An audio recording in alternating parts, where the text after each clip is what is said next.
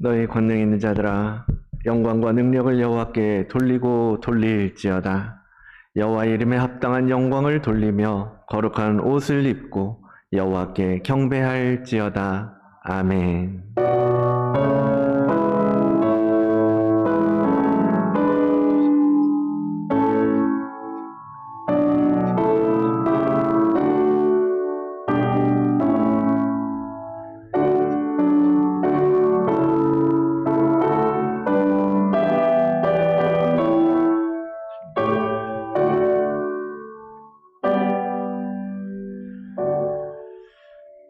온 만물의 주관자 되시며 온 땅을 다스리시는 하나님 아버지, 이 거룩한 주일 찬송과 경배를 하나님께 올려드리옵나이다. 이 시간 예수 그리스도의 보혈을 의지하여 이 자리에 모였사오니 더럽고 추악한 우리의 마음과 생각을 성령의 불로 태우시고 정결하게 흠없는 예배가 되도록 각 사람에게 임하여 주옵시고 온전한 예배가 되게 하옵소서. 생명 되시는 거룩하신 예수 그리스도의 이름으로 기원드리옵나이다. 아멘. 다시 찬송가 31장 찬양하겠습니다. 다 같이 일어나시겠어요?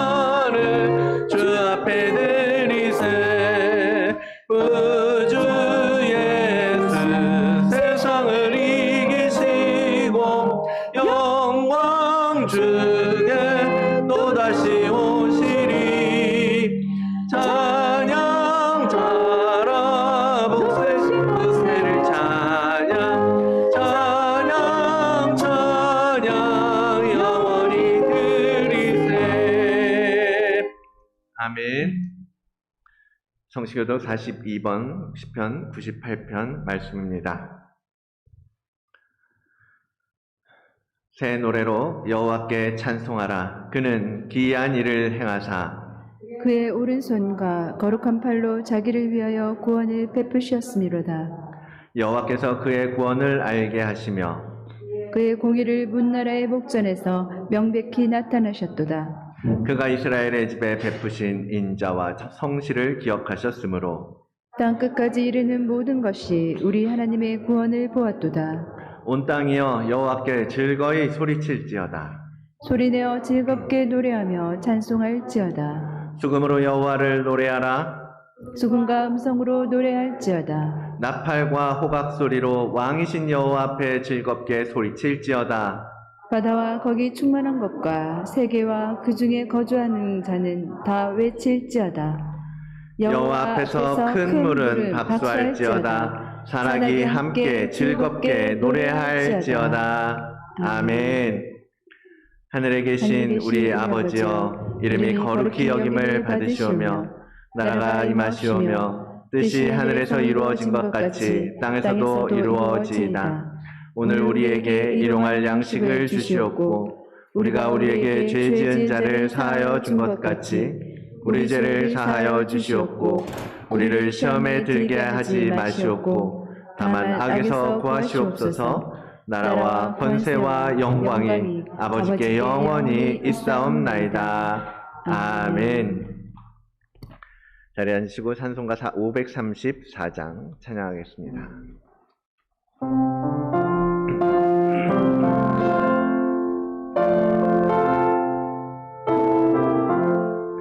주님 찾아오셨네. 모시어 드리세. 가시관을 쓰셨네. 모시어 드리세. 우리 죄를 속하려 십자가를 지셨네.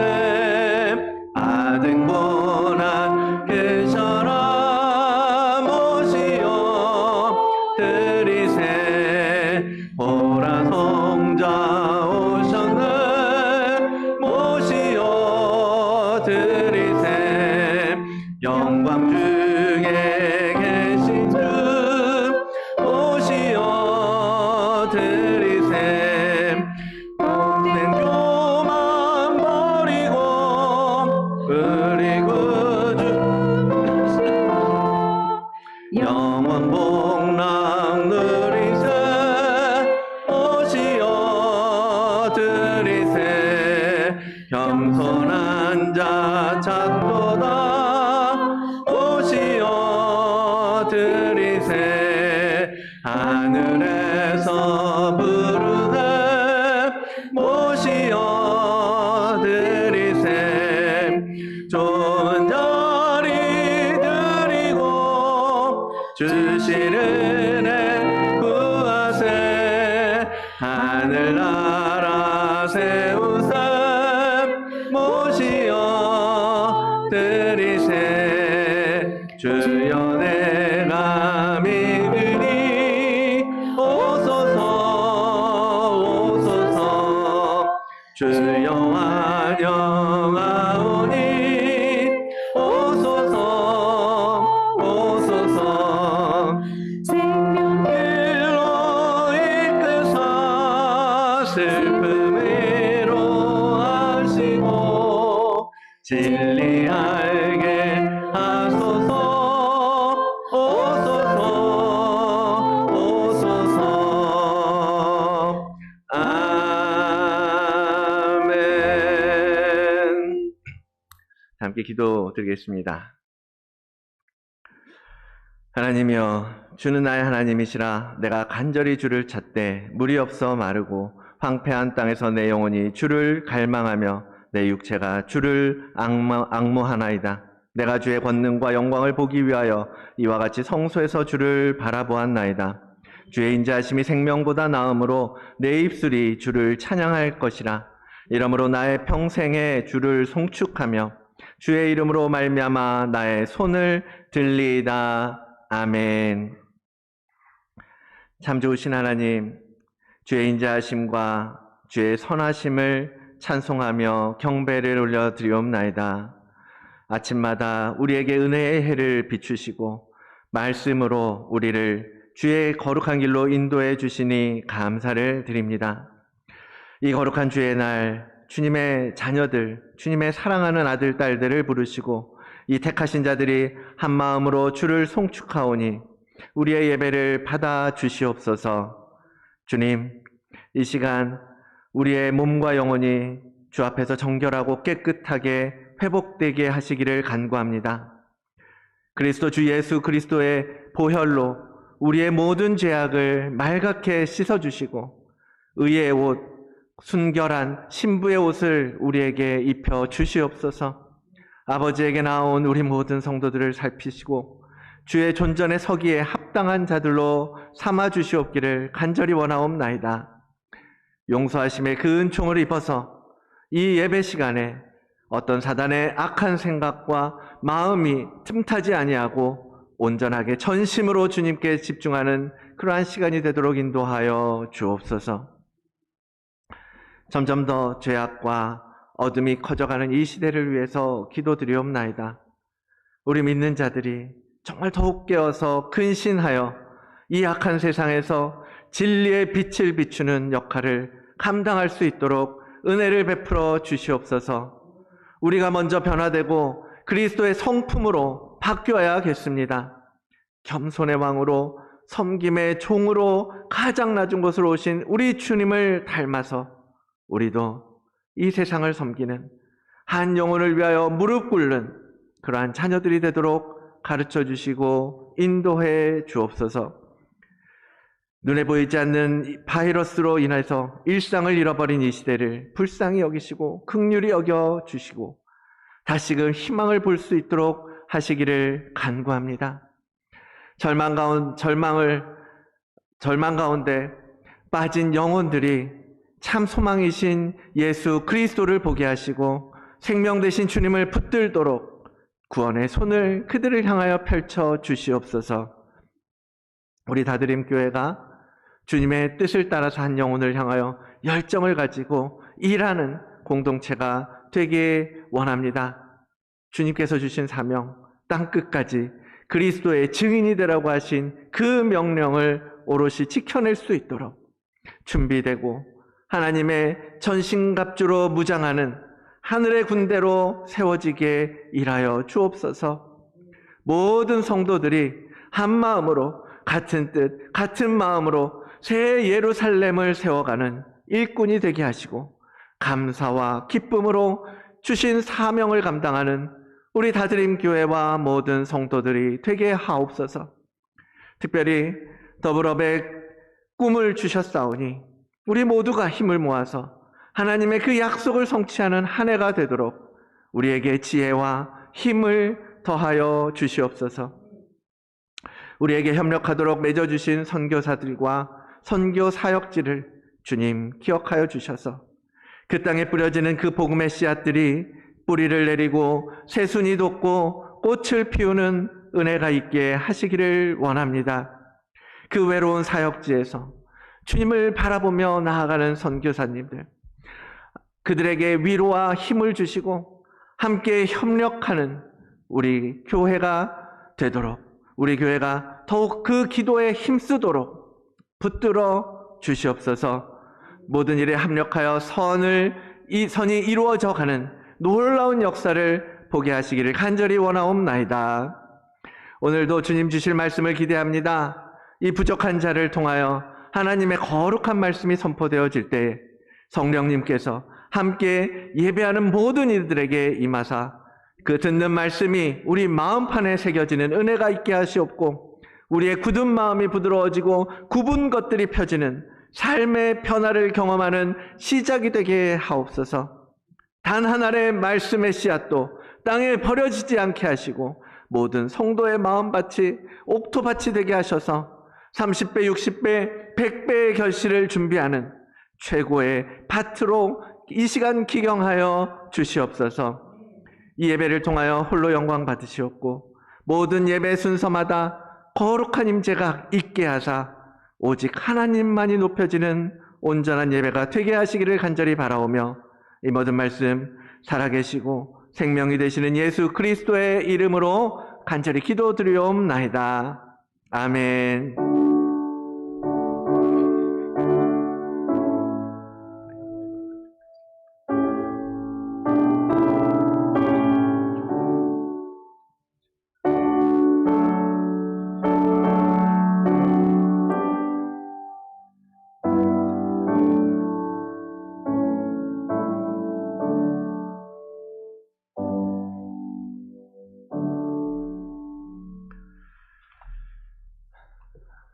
일어나셔서 하나님 주신 말씀 함께 받도록 하겠습니다.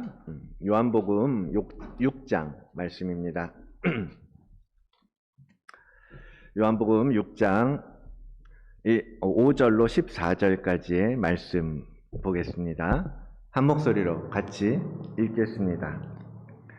예수께서 눈을 들어 큰 무리가 자기에게로 오는 것을 보시고 빌립에게 이르시되 우리가 어디서 떡을 사서 이 사람들을 먹이겠느냐 하시니, 이렇게 말씀하심은 친히 어떻게 하실지를 아시고 빌립을 시험하고자 하심이라.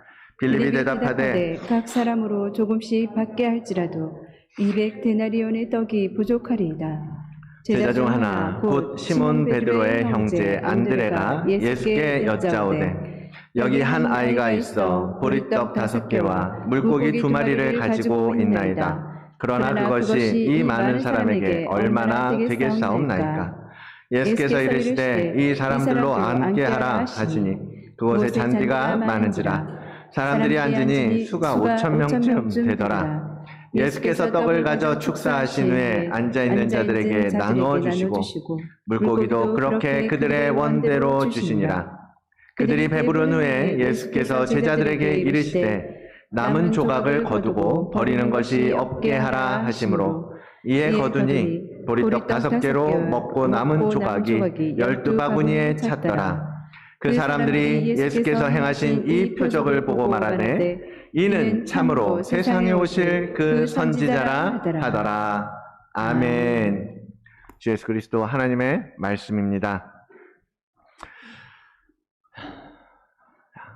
날씨가 굳었다, 추웠다, 더웠다, 뜨거웠다 난리가 아닌데요. 여러분, 그러한 날씨 가운데에도 늘 여러분의 일상 가운데 예수 그리스도의 그 크신 은혜와 아버지 하나님의 은총이 언제나 가득하고 충만하게 임하시기를 이 시간 주 예수 그리스도의 이름으로 축원을 드립니다. 오늘 말씀은 너무나 여러분들이 잘 아는 말씀이고 또 저도 여러 번 반복했던 말씀이기도 합니다.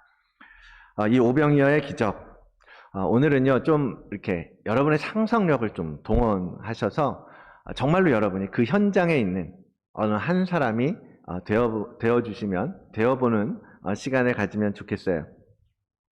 자, 주님께서 함께 제자들과 산에 올라가십니다. 여러분, 그냥 일반 군중들 말고요. 이왕이면 제자로 여러분 한번 상상을 해보십시오. 산에 올라가십니다. 많은 사람들이요, 이 예수 그리스도가 주님이 산을 향해서 오르시는 것을 보고 함께 따라서 모여들기 시작하는 거예요. 그런데 오늘 배경을 보니까 6월절이 가까운지라. 그래서 6월절은 어때요?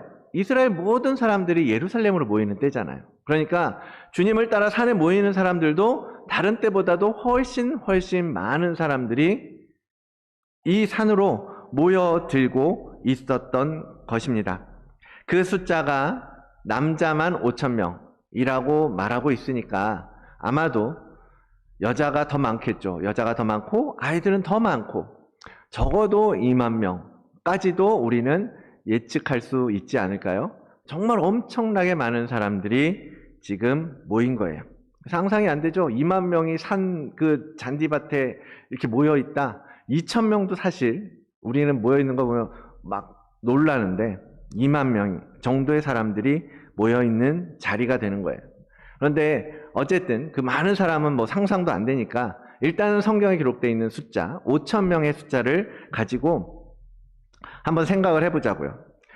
오늘 본문 요한복음에서는 이제 특별히 제자 빌립과의 문답 장면이 포함되어 있습니다.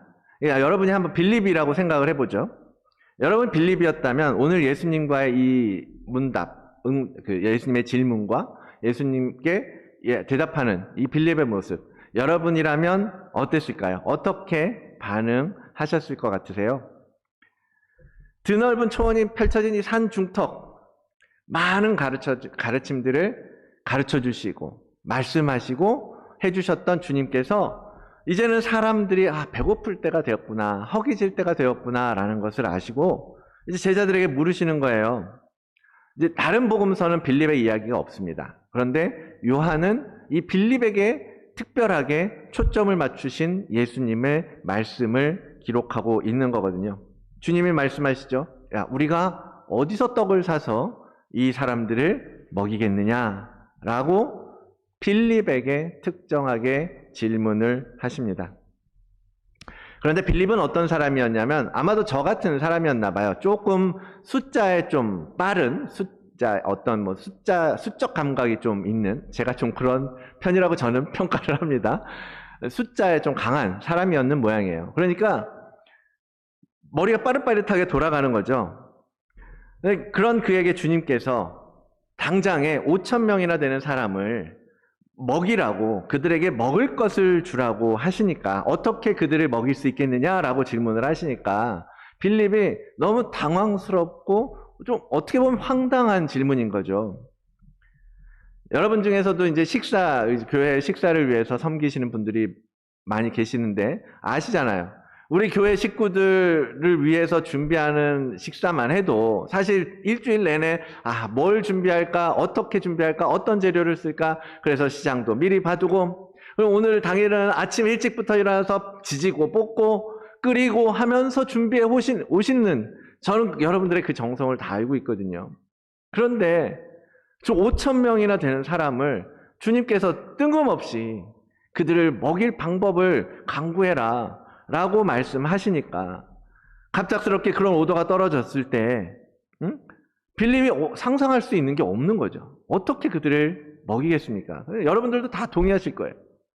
그러니까 빌립이 말하는 거예요. 각 사람에게 돈을 조금씩 걷어도 받게 할지라도 200데나리온 얼마예요? 일당 10만 원으로 치면 2천만 원 돈인 거예요. 2천만 원 돈 정도를 걷는다고 해도 그 200데나리온의 떡도 부족할 것입니다 라고 지금 주님께 답을 드리는 거예요. 그렇죠? 5,000명이니까 2천만 원도 사실 싸게 계산한 거죠. 1인당 4,000원 정도 계산한 건데, 근데 솔직히 돈이 있다고 한들 2천만 원이 당장 누군가가 후원을 한다고 한들 5,000명분의 식사를 그 산에 누가 어떻게 그 시대에 만들어 올 수 있겠습니까?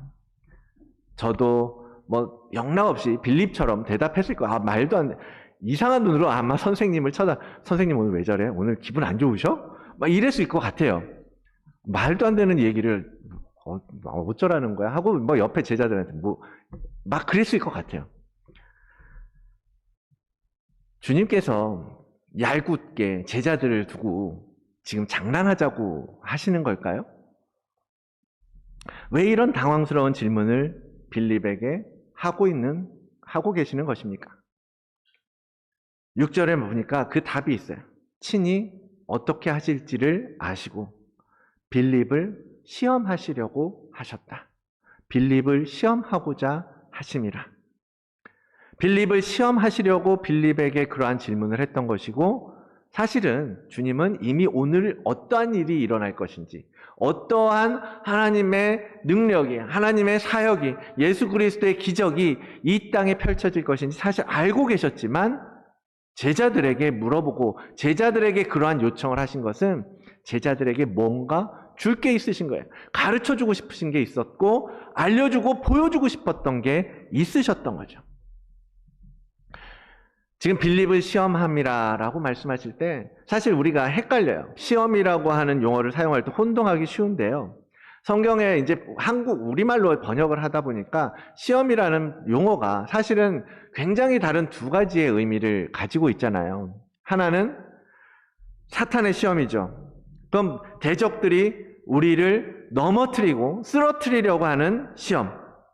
예를 들면 광야에서 사단 마귀에게 시험을 당하잖아요.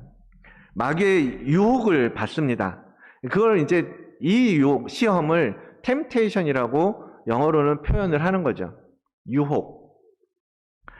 이 시험은 사탄이 우리에게 하는 공격이고 분명한 어떤 목적이 있는 거예요. 그 목적은 뭐예요? 우리를 쓰러뜨리고 넘어뜨리고 우리를 하나님으로부터 떼어내려고, 그러한 어떤 특정한 목적을 가지고 사단이 우리를 향하여서 불화살을 던지는, 날리는 그러한 공격이라는 거죠. 우리의 영적인 레벨에 따라서 각자에게 맞게 때로는 강력하게, 때로는 교묘하게 그렇게 우리를 공격해오는 사단의 시험이라는 것이 있습니다. 그에 반해서 오늘 주님께서 빌립에게 언급하고 하신 것과 같은 시험은 그것과는 전혀 다른 거죠. 우리를 넘어뜨리고 주님이 우리를 방해하려고 하는 시험이 아니라는 거죠. 오히려 거꾸로 우리를 더 강하게 하시려고, 우리를 건강하게 하기 위해서 허락하시는 시험을 말합니다. 그런 거예요. 우리가 학교 다닐 때, 여러분 이제 다들 졸업하고 학교 안 다니는 분이 몇 명 없죠, 우리 교회는.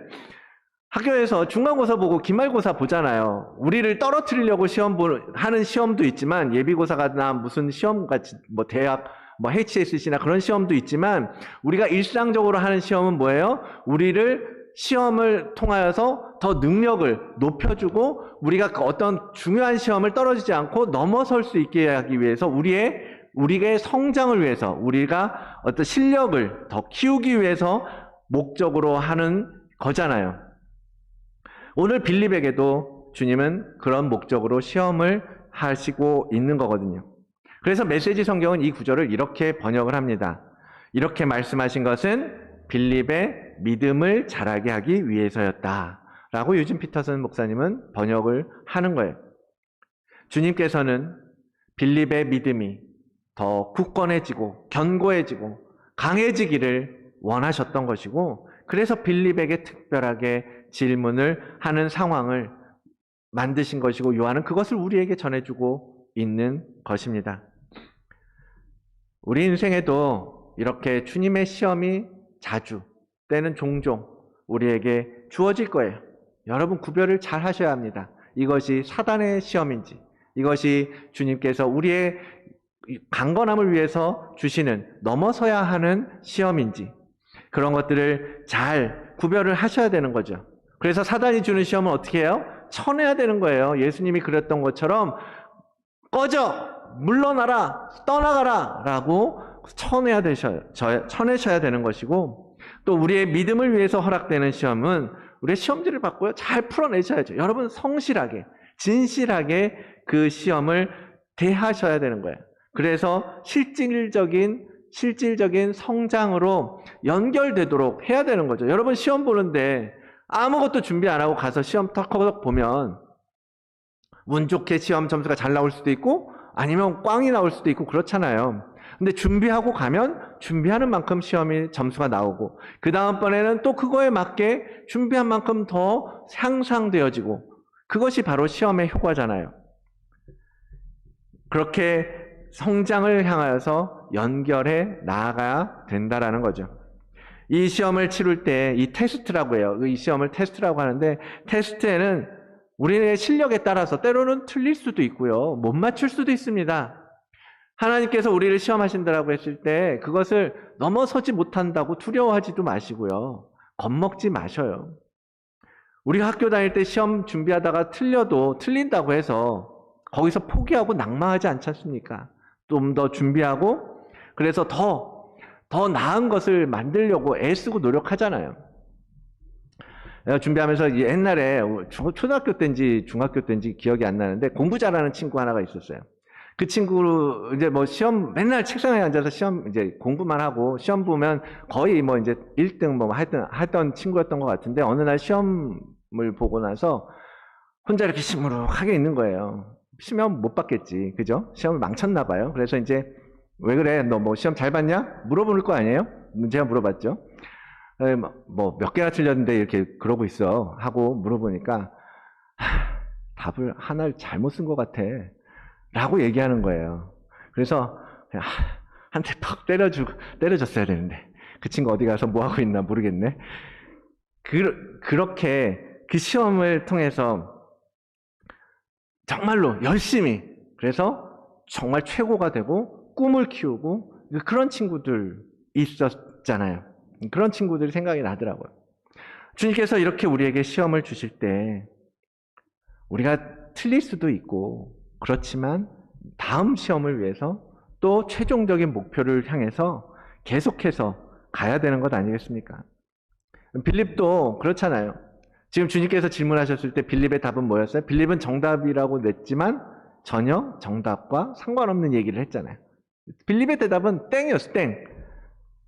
주님께서 원하시는 답과는 거리가 있는 그런 오답이었단 말이죠. 그렇지만 그것을 통해서 빌립도 우리도 믿음이 성장하고 앞으로 전진해 나간다라는 사실입니다. 다시 본문으로 가서요. 여러분 빌립처럼 많이들 생각하셨을 거 아니에요. 어떻게 5천 명을 당장에 그 험한 그 환경에서 먹일 수 있겠어요. 그것이 보편적인 반응이고 우리의 그냥 대부분의 수준에서 대답할 수 있는 답변 아니겠습니까? 그런데요. 주님은 그러한 너희들의 시각, 그러한 너희들의 생각, 그러한 사고의 틀, 그것을 깨트려라. 그것을 깨야 한다라고 주님은 가르쳐주고 싶으셨던 거예요. 우리가 얼마나 세속적인 생각에 갇혀있는 자들인지, 얼마나 하나님의 능력과 하늘의 영역을, 하늘의 법칙을 이해하지 못하고 하늘의 신비를 깨닫지 못하는 사람들인지 주님께서 보여주시는 사건이 바로 이 오병이어의 사건이거든요. 특별히 이 사건은 우리 속사람의 성장에 있어서 너무나 중요한 원리를 가르쳐주고 있는 것입니다. 주님께서 빌립의 믿음이 자라게 하기 위해서 이 시험을 물어보셨다라고 그러잖아요. 근데 빌립은 인간적으로 지금 답하지 않습니까? 근데 그 답에 대해서 주님께서는 틀렸어, 맞았어, 뭐 이게 아니라 친히 직접 그 질문에 대한 답을 실제로 보여주셨어요. 말이 아니라 행동으로 오병이어로 5천 명을 먹이는 방법을 답해 주신 거예요. 이 기적이 우리의 영적인 삶에 어떤 의미가 있을까? 그 부분에 대해서 이제 함께 나누려고 하는 건데요. 주님께서 5개의 떡덩어리가 들어왔어요. 2마리의 생선이 들어왔어요. 적은 음식을 가지고 주님께서 축사를 하십니다. 그리고 요한복음에 보면요. 요한복음에는 사람들에게 이제 오늘 본문에는 나눠주라고 되어 있는데 다른 복음서에 보면 떼어주고 나누어주라. 이제 다 이런 표현들이 같이 사용이 되고 있거든요. 그 중에서 마가복음의 표현을 볼게요. 마가복음 6장 41절입니다.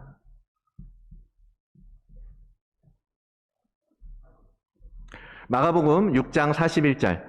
예수께서 떡 5개와 물고기 2마리를 가지사 하늘을 우러러 축사하시고 떡을 떼어 제자들에게 주어 사람들에게 나누어 주게 하시고 또 물고기 2마리도 모든 사람에게 나누심에 라고 기록하고 있어요. 자, 다 배불리 먹었다.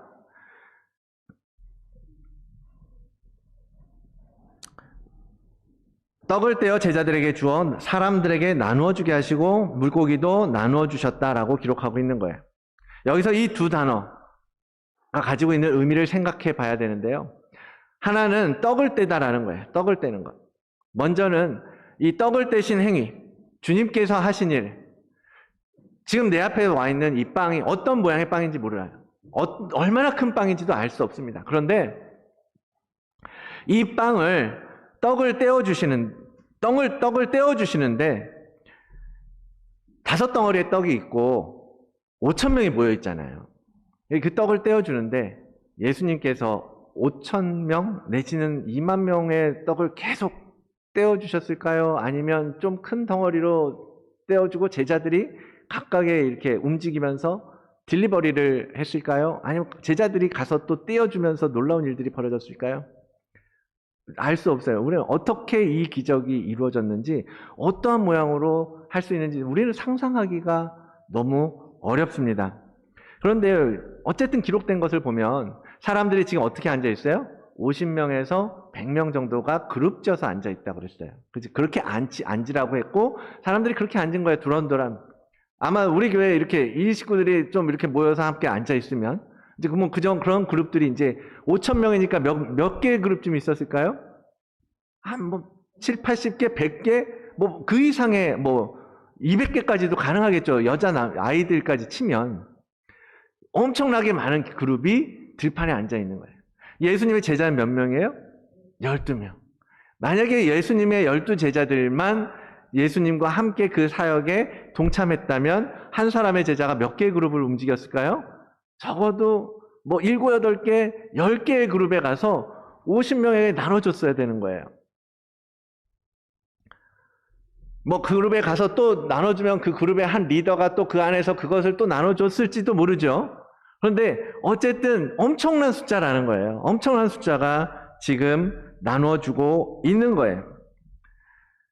그런데 이 상황에서 예수님께서 그 떡을 굳이 떼서 해주시는 행위, 그 행위의 원래 의미는 뭐냐면 깨트리다, 부수다 이런 말이거든요. 깨지는 거예요. 빵을 뜯어내는 거잖아요. 빵을 쪼개는 거잖아요. 부서뜨리는 거잖아요. 그래서 이 단어 속에는요, 주님께서 우리를 살리기 위해서 자신의 몸이 깨어져야 되는 것이고 나의 몸이 부서지는 것을, 그 주님의 구속의 은총의 의미가 여기에 담겨 있다라는 것입니다. 그래서 예전에도 그런 얘기 했을 거예요. 떡을 떼는 이 행위가 마지막 만찬 때 그 떡을 떼는 행위로 이어지는 거예요. 오늘 5,000명에게 떡을 떼어 주었던 행위가 마지막 만찬 때 제자들과 떡을 떼는 행위로 연결되어지고, 그것이 오늘 6장 후반부에 나오는 생명의 떡, 하나님께서 우리에게 생명의 양식, 생명의 만나를 떼어주고 복음을 통해서 거기까지 이어지는 상징의 연결성이 있다라는 것입니다. 그래서 5,000명을 먹이신 이 기적은 생명의 떡이신 예수님께서 자신의 몸을 떼고 찢어서 수많은 사람들에게 나눠주고 계시는 것을 이제 우리 눈으로 실제로 보고 경험할 수 있도록 해주셨다라는 것입니다. 그래서 이것은 우리를 살리시기 위해서 자신의 몸을 깨뜨리시고 부서뜨리신 그 예수 그리스도의 구원을 계시해 주는 사건이라는 것입니다. 또한 주님은 제자들에게 그것을 나눠주라고 말씀하고 계시는데요. 자, 오늘 본문의 요한복음에서 사용된 단어의 의미를 보면 그 단어에는 어떤 뜻이 있는가 하면 왕관을 내어주는 행위, 내 몫을 계승자에게 넘겨주는 것, 이런 의미의 단어라는 거예요. 주님께서 지금 이 떡과 물고기를 나눠주는 행위가 무엇을 의미하는 것인지 여러분 상상이 되십니까? 바로 그런 의미인 거예요. 예수 그리스도의 왕권을 넘겨주는 것이고, 예수 그리스도의 그 권세를, 능력을, 그 가진 모든 것을 계승자인 우리에게, 상속자로 삼으신 우리에게 떼어주고 나눠주고 있는 것을 주님은 표현하고 계시고 보여주고 계시는 것입니다. 주님은 그분이 가진 그 많은 것들을 우리와 공유하시기를 원하세요. 그게 지난주에 나눈 거잖아요. 친구라고 하는 것, 깐부라고 하는 것, 정말 깐부끼리 내 가진 것을, 모든 것을 다 나누고 함께하고 같이 쓰고 같이 하는 것처럼 주님이 오늘 자신의 살을 떼어주고 자신의 피를 나누어 주님으로써 내가 가진 모든 것들을 너희에게 주겠다라고 하는 것을 실질적인 행위로 우리에게 가르쳐 주고 계시는 것입니다. 주님께서는 친히 본이 되셔서 그렇게 보여주신 그 은혜, 오늘 그 기적의 가장 큰 수혜자, 그 가장 큰 은혜를 입은 사람은 과연 누구일까요? 누구라고 생각하십니까? 5,000명의 군중일까요? 물론 맞죠. 그들도 수혜자 맞습니다. 그런데 저는 그들보다도 예수님의 바로 곁에서 그 떡을 실제로 떼어주었던 제자들이라고 생각을 합니다. 어린아이가 가지고 있던 그 빵과 물고기, 그것을 떼어주시고 나눠주실 때 제자들은 또 가서 실질적으로 자신의 손으로, 예수님이 그냥 떼어주신 것을 그냥 하나씩 나눠주는 것이 아니라 실제적으로 내가 가서 떼어주는 거예요. 이 작은 덩어리 하나를 가지고 가서 50명의 사람들에게 떼어줍니다. 계속 떼어줍니다. 계속 떼어주는데 계속 빵이 남아있어요. 계속 물고기가 나옵니다. 그것을 내 손으로 지금 경험하고 있는 거예요, 제자들은. 여러분, 사람들이 간증 이야기 하잖아요.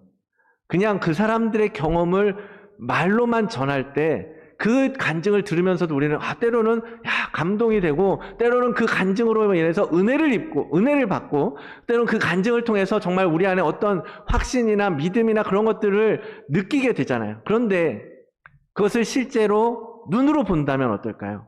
그 장면을 실제로 눈으로 봐요. 어떤 환자가 정말로 안진뱅이였던 사람이 주님 앞에서 기도로, 말씀으로 일어서는 것을 눈으로 본다면, 그런데 그것이 내 삶에 실제적으로 나의 행위와 나의 액션으로, 나의 반응으로 그것이 이루어져 가고 있는 것을, 그 기적을 우리가 경험한다면 여러분 어떠한 느낌일까요? 어떤 생각이 드실까요? 제자들이 지금 그런 거예요. 예수님께서 우리는 물고기 2마리하고 땅 5개밖에 안 갖다 드렸는데 그걸 가지고 지금 각각의 그룹을 나눠주고, 그 나눠준 것을 다 먹고 나서 남은 것을 거두었더니 12바구니가 나왔잖아요. 자기들이 나눠준 요만큼을, 자기들이 받은 요만큼을 그들은 알고 있는데 그것을 뜯어주고서 그것을 가지고 있는 그룹에서 바구니 하나가 나왔다니까요. 제가 볼 때 제자들 얼마나 바빴겠어요. 그죠? 막 그 수백 개의 그룹을 왔다 갔다 하면서 떼어주고 다 나눠주고 나서 그 나눠주는 동안 사람들 다 먹었겠죠? 나눠주고 나서 또 잽싸게 또 주님이 그러잖아요. 남는 거 버리지 마. 다 거둬들여. 라고 말씀하시잖아요. 그러니까 또 바구니 하나씩 다 들고 가가지고 남은 거 다 주세요. 자, 남은 거 다 담아주세요. 하고 다 했을 거 아니에요. 그렇게 가지고 온 거예요. 내가 볼 땐 제자들이 한 바구니씩 들고서 왔다 갔다 뛰어다녔을 거예요. 그래서 12바구니가 나왔지 않았을까. 그런 모든 경험들을 제자들이 지금 현장에서 경험하고 있는 거예요. 얼마나 놀라웠겠습니까? 얼마나 정말 속에 어떤 생각이 들었을까? 그래서 여러분 상상을 해보시라는 겁니다. 주님은 여기서 우리가 깨어지기를 원하는 거예요. 깨어지기를 원하시는 거예요.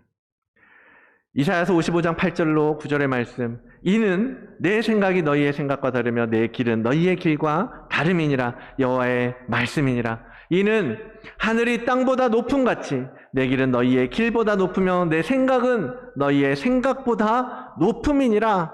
아멘. 하나님은 그런 분이십니다. 예수 그리스도는 그 하나님의 전능하심을 다 가지고 함께 하시는 하나님의 아들이십니다. 그 아들이신 예수 그리스도께서 지금 너희가 생각하는 것과 내가 생각하는 것은 완전히 다르다라는 것을 보여주시는 거예요. 5,000명을 먹이는 방법, 이 산에서 아무것도 가지고 있지 않은 이 상황에서 5,000명을 먹이는 방법, 너희들 생각에는 200데나리온으로도 2,000만 원 가지고도 부족하다고, 그런 걸 그 정도라도 있어야 뭐라도 먹일 수 있지 않겠습니까? 라고 생각할 수밖에 없는 우리들의 생각을 주님은 깨라는 거예요. 깨기를 원하시는 것입니다. 아니, 돈 문제가 아니야. 상황의 문제가 아니야. 환경의 문제가 아니야. 그건 누가 함께 하느냐, 누가 그 사건을, 누가 그 일을 해내느냐의 문제일 뿐이다 라는 것입니다.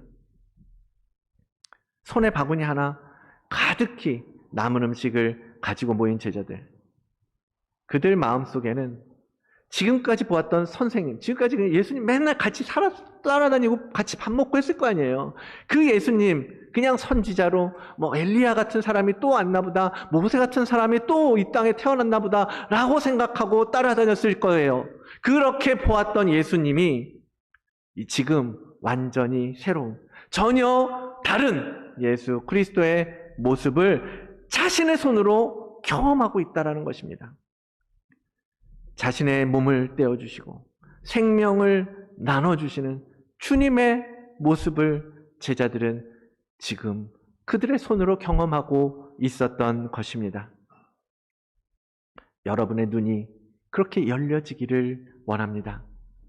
예수 그리스도의 진면목을 발견하고 경험하셔서 우리가 믿는 주님이 어떤 분이신지 여러분 알게 되시기를 간절히 원합니다.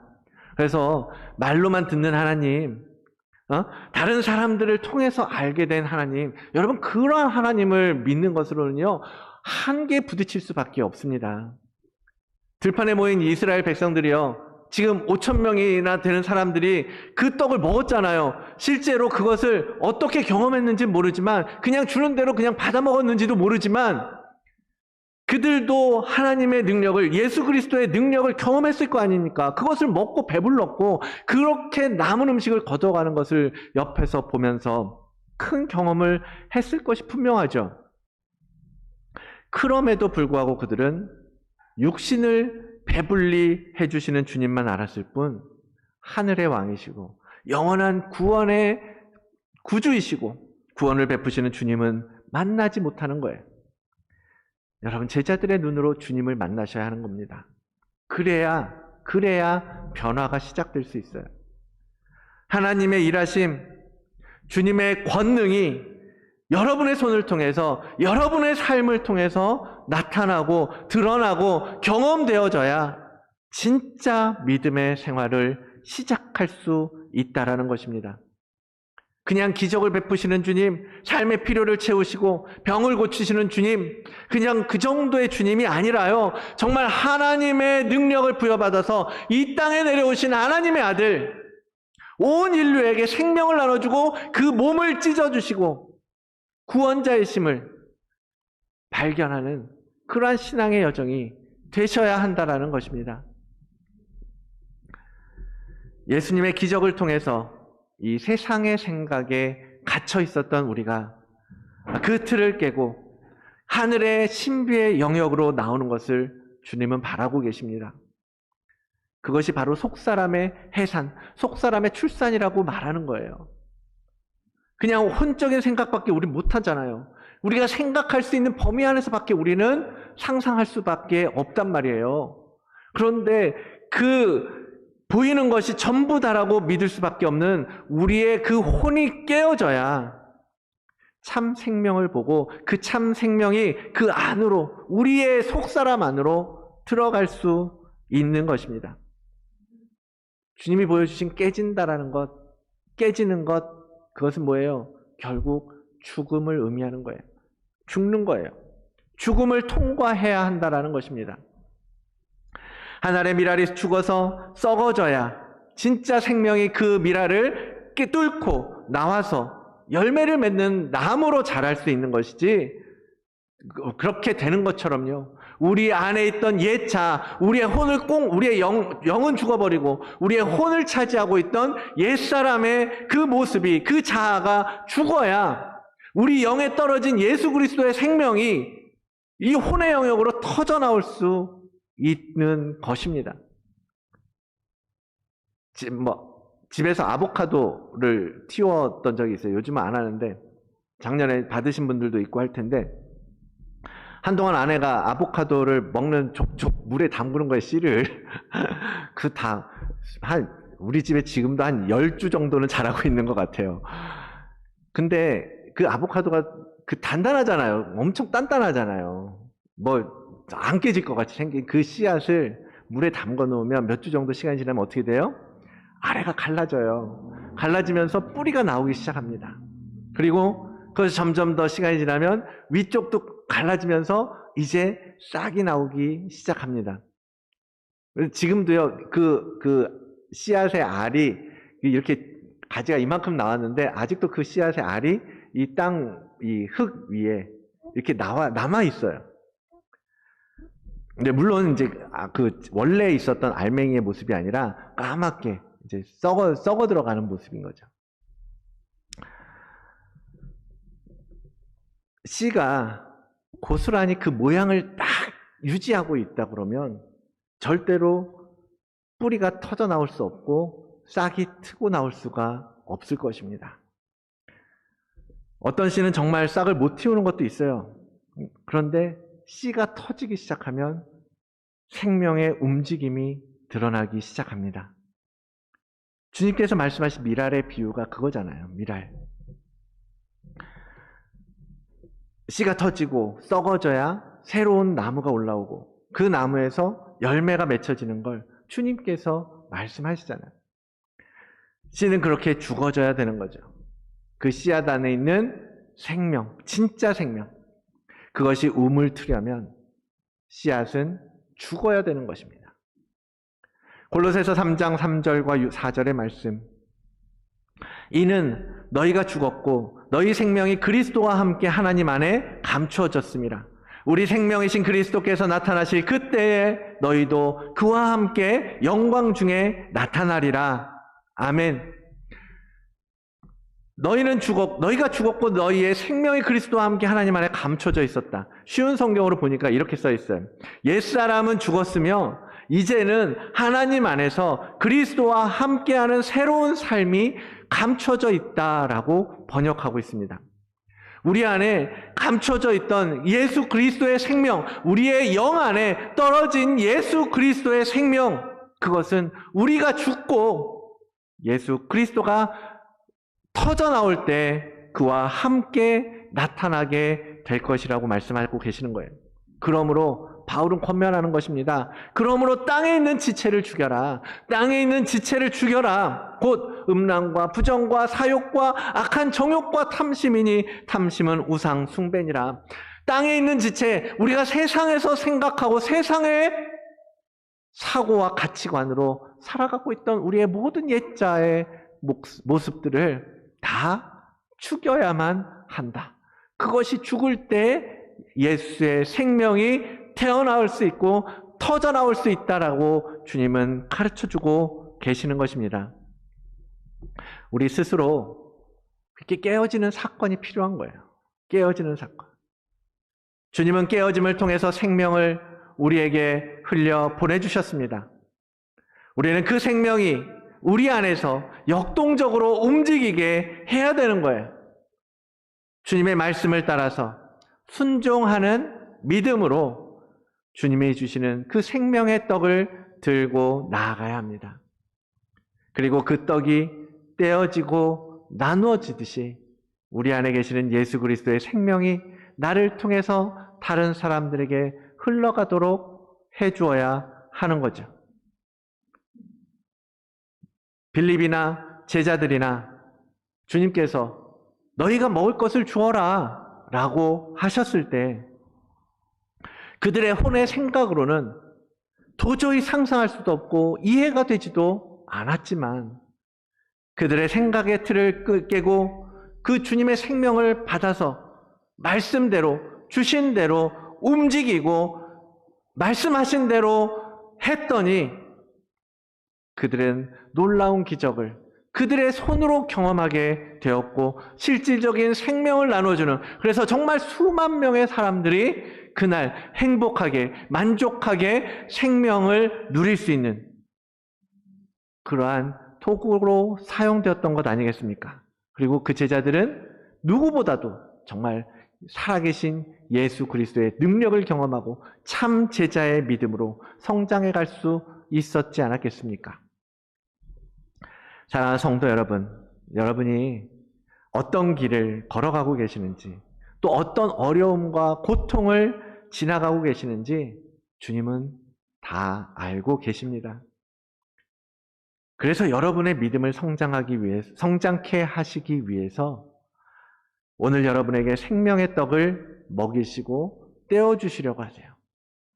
그것을 받으시고 일반 군중들처럼 그냥 그것을 낼름 먹고 배부르다, 주님을 알고 나니까 행복하다, 만족하다 라고 생각하는 것이 아니라 거기서 정말 더 그 반응에서 머무르지 마시고 넘어서셔서 그 기적을 여러분의 손으로 경험하는 자리에까지 나아가셔야 합니다.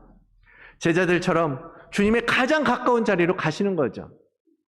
그리고 여러분의 속사람이 이제는 타락한 혼의 영역에서 터져나와서 정결하고 새 사람으로 전 인격이 그리스도의 형상이 되어질 수 있도록 여러분 믿음의 훈련을 시작하십시오.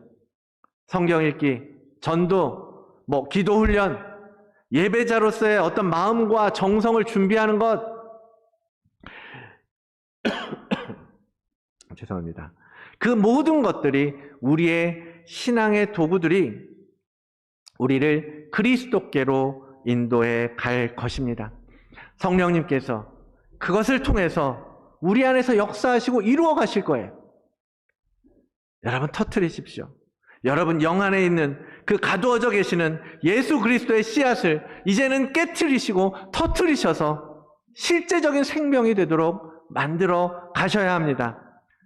그동안 타락한 눈으로 계산하고 판단하고 고집하고 욕심부렸던 그 모든 우리의 생각과 마음을요 다 찢으셔야 돼요. 다 새롭게 시작하셔야 합니다. 그리고 주님의 능력으로 일하게 되는 거예요. 여러분 깨져야 사는 것입니다.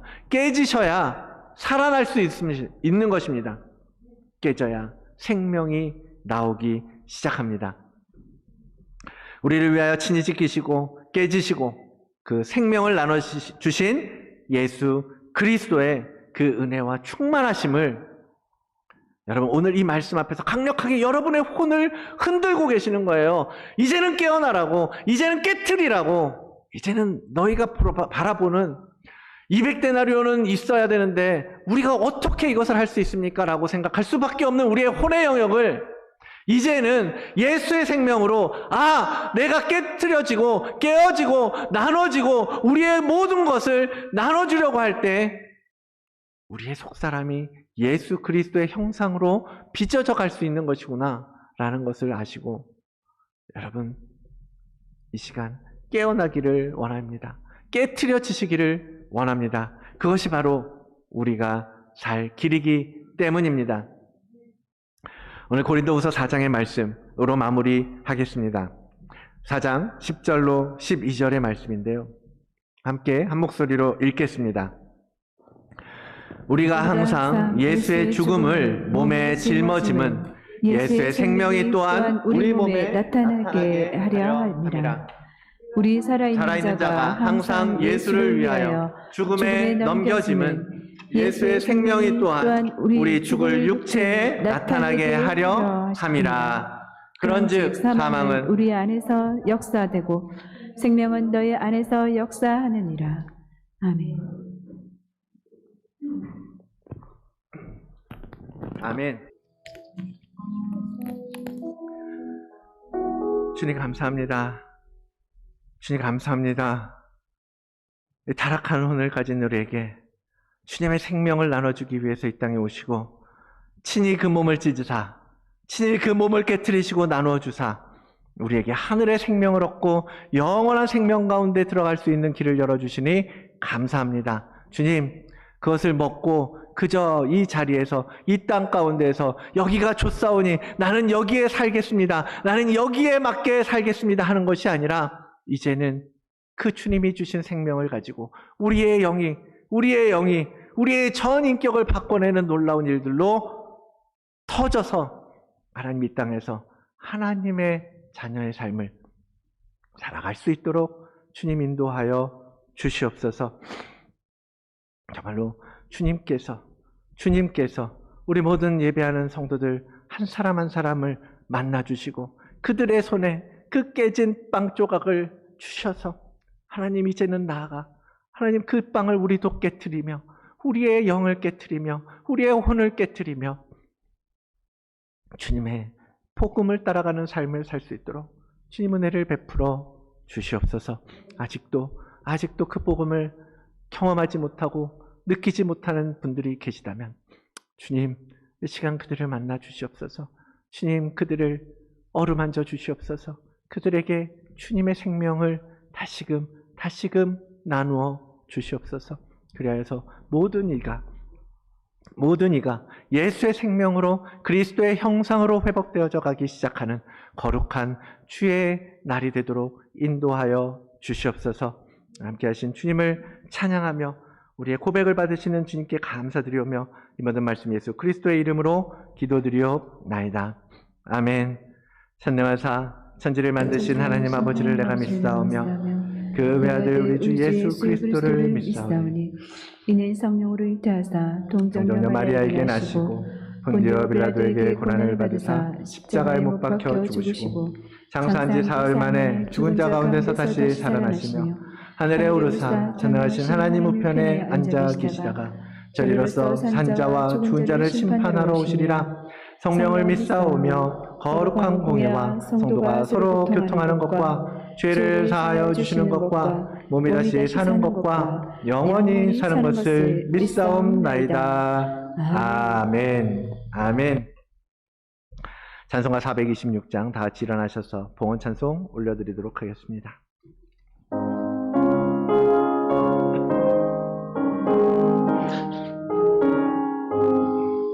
이 죄인을 완전케 하시옵고 내 맘속엔 영원히 거하소서. 죄 가운데 빠졌던 몸과 마음을 있는 보다 너에게 하옵소서. 눈보다 더욱 이어지게 보시소서. 정결케 하옵소서. 저 보좌에 앉으신 주 예수여, 이 몸 주께 드리니 받으소서. 내 마음과 지식도 드리오니 있는 보다 너에게 하옵소서. 눈보다 더욱 이어지게 보시소서. 정결케 하옵소서. 그 상하신 발 아래 엎드려서 날 깨끗게 하시기 원합니다. 날 정결케 하는 피 믿사오니 있는 보다 너에게 하옵소서. 눈보다 더욱 이어지게 보시소서. 정결케 하옵소서.